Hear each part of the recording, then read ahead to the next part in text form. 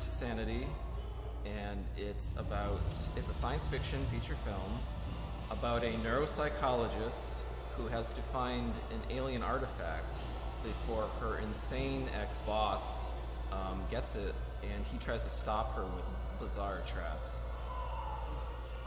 So it kind of started with constraints, and by that I mean I was thinking I'd like to make feature film, and I was thinking horror movies can be done low budget, so maybe I'll do a horror film. But then I realized like a lot of my friends and people in Boston and almost everywhere are making lots of horror indie films. A lot of them are really good, but I was starting to realize maybe I should, there's going to be so much competition with horror, and I wasn't quite confident if I could do horror as well as science fiction, since all my scripts are science fiction. So I was like, do I even have any business doing straight horror if I'm a sci-fi guy? I think now, from what I've learned, I can do horror, straight up horror. But in early 2015, when I was writing this, I was like, why not just do science fiction? And so that's the big constraint, though. How do you do it on a budget that's like almost no budget, ultra low budget?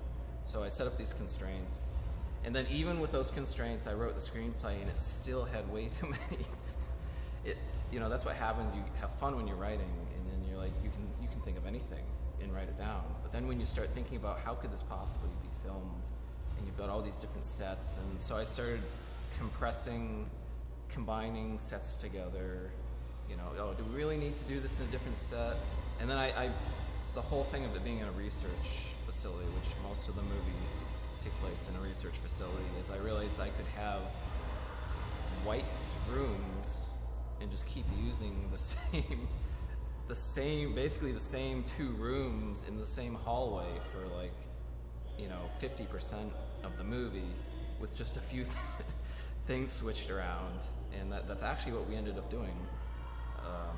We had basically three rooms, and so there's a lot of rooms that are actually the same room, but they're just trickery makes them look slightly different.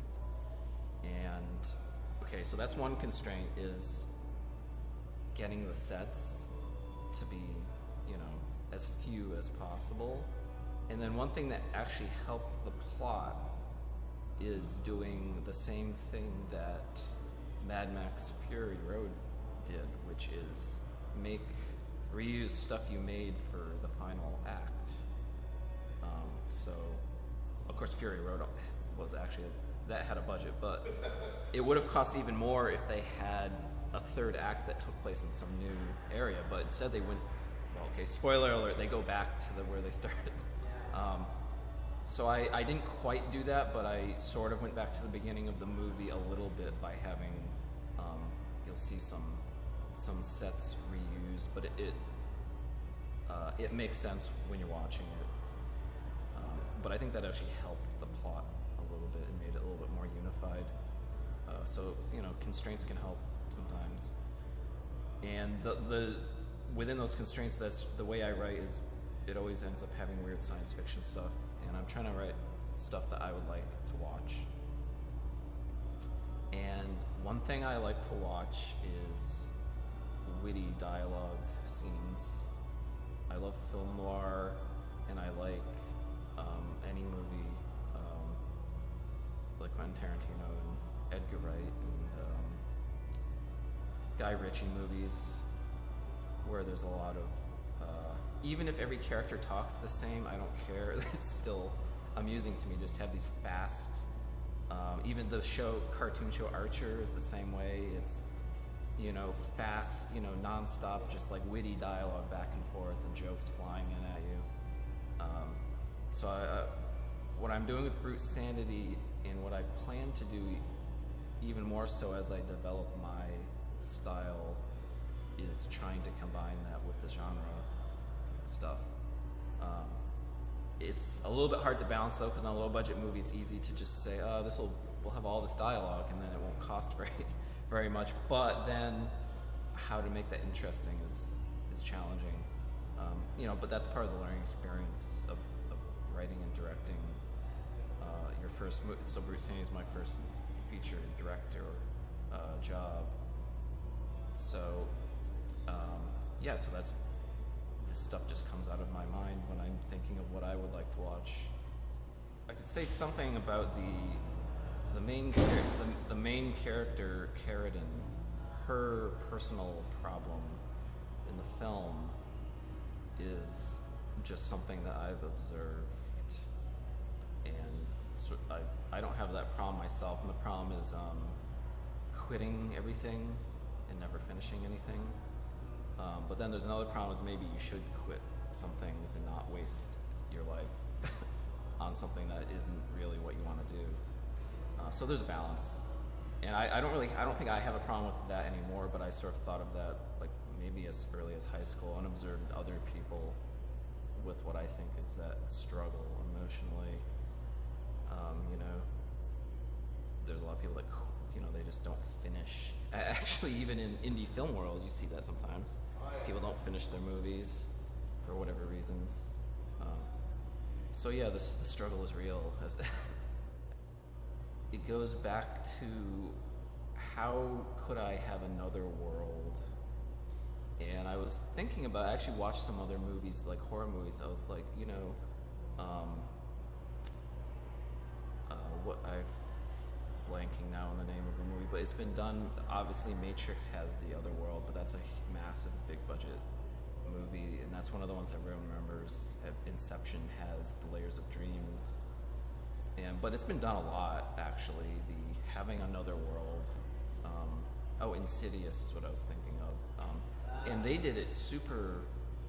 It looked very low budget. It was just like a shadowy other world. I forgot what whatever their little other world is called, and it's just kind of a dark, shadowy thing that looks very low budget, but it's effective because of all the stuff around it, the context of it. And so I have a science fictional explanation, but it's just another one of those things. I want there to be some other world outside of our everyday place, and do it really low budget. So that's why we don't really move around too much in that that world. Maybe in a sequel or something that we can go into that world somehow.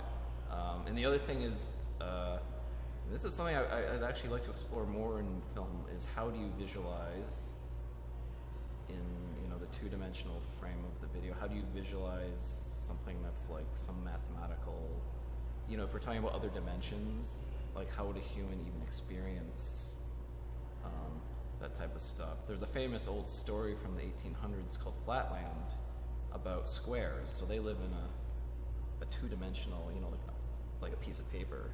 There's squares and circles and whatnot. And then a sphere comes through to talk to one of the squares. But to them, they can't see the sphere because it just goes through, it's just a slice, so it's like a circle to them. And so the sphere has to take a while to convince, has to do some tricks to convince the square that there really is a third dimension. And then of course there's hearsay, and the square gets in trouble. So anyway, in our 3D world, how would you show another physical dimension? And in super reality, my other world, maybe it's not we don't even say if it really is another physical dimension. We just say this other reality around us that we just can't perceive. So anyway, it's hard to think of how to visualize that and make people understand. So I took a fairly minimalist approach where you just see little clips of it. And then I chose a color palette where the color yellow would represent super reality. And so for most of the movie, there's actually no yellow.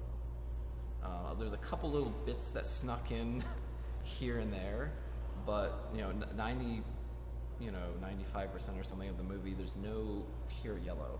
It's only in super reality scenes. So we had that. Once I chose that aesthetic, then the other things fell in place. And there's like these tentacle tubes that come out of her head, and I just saw that, it just popped into my head one day, and I drew a sketch of it, and it just stuck, and I figured it would be fairly easy to do. It took some effort to make those as practical props, but we eventually figured it out. Yeah, some of this stuff, it's just pop, because I was thinking I want to visualize connection. There's something going into her brain. Yeah. And I don't know why, that's what I thought of. It just seemed to look cool. And yeah, it's interesting to hear that too, because of course, since I was there making it, I know the colors.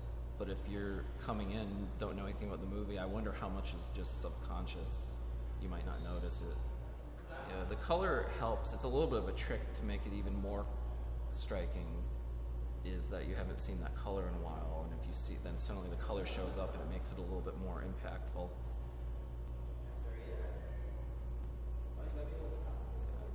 And, once I chose yellow, then I started watching for yellow in other films, and because like the movie The Conjuring has some striking yellow actually uses, not like my movie, but I started to notice, they used yellow and it was actually creepy. I'm not sure why it was creepy, but somehow they made it look creepy. First, if you watch The Matrix and look for the green, you'll realize they really greened up the Matrix, the simulated world. Yeah. But when I first saw it, I don't know if I even noticed that per se. It's only after analyzing colors and stuff that I was like, wow, that's really green. Why? But of course they did it on purpose. Yeah. Makes it look creepy. Well, when I'm writing a script, I'm trying to use some stuff that I know of, and other things I just research, and I figure, why not have highly skilled people be actors? It doesn't always have to be people that you don't know their professions, or blue-collar people in science fiction or horror movies. But I tried to get away from just having the one scientist who's got bad hair, and so I was trying to make have smart people, but not like trying to get away from the cliches a little bit. And I figured, it sounds ridiculous, but some people really do end up having multiple professions. The FBI does hire highly trained people with advanced degrees. Why not have an FBI agent who's actually very smart in academia? And of course that allows me to get her into situations involving guns and bad guys and stuff. So it's kind of like, it's not done that much in movies, except maybe, but people can get used to it. Like Iron Man is makes billions of dollars, and he's the same way. He's a genius inventor, yet he's also this rich, suave guy, yet he's also a hero. So I think people nowadays, at least, they can get behind these multi-skilled characters. It's certainly fine to have, I don't know, like a lot of horror movies and science fiction movies, like what even is like when people are in camp or something, what do they even do in their, you never know what they really do. Like maybe they don't do anything, I don't know. And I guess in science fiction movies, there's a lot of astronauts and a lot of scientists. And